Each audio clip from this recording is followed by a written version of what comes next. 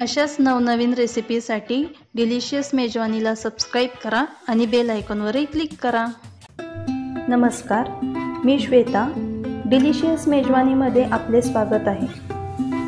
उन्हाळा म्हटलं तर आंबा हा आलाच आणि आंब्यापासून अशीच एक गोड रेसिपी मी तुमच्यासाठी घेऊन आली आहे, तो म्हणजे आंब्याचा शिरा।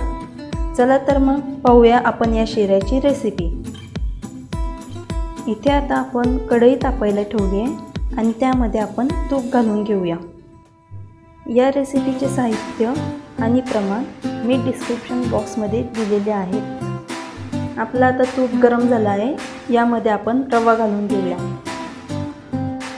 इथे मी बारीक रवा वापरला आहे।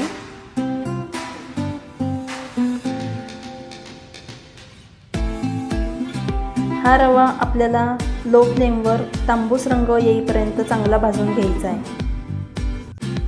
तुम्ही पाहू शकता आपल्या रव्याचा रंग तांबूस झाला आहे। आता हा आपला रवा छान भाजला गेलेला आहे। 2 ते 3 मिनिट मी लो फ्लेमवर हा रवा भाजून घेतलेला आहे। आपला रवा छान भाजल्यामुळे आणि तुपामुळे मस्त सुगंध येत आहे इथे। आता आपण यामध्ये आंब्याचा पल्प घालूया।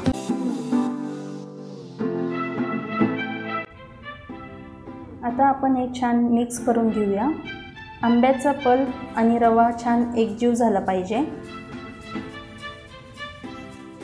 इथे आपला आंब्याचा पल्प छान एकजीव झाला आहे। यात आता आपण गरम दूध घालून घेऊया।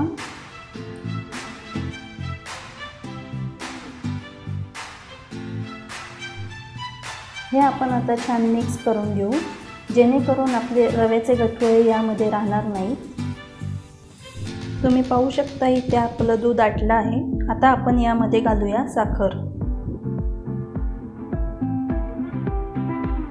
साखर छान मिक्स करून घ्यायची आपल्याला आणि साखर विरघळेपर्यंत लो फ्लेमवरच मी याला 2 ते 3 मिनिट शिजवून घेणार आहे।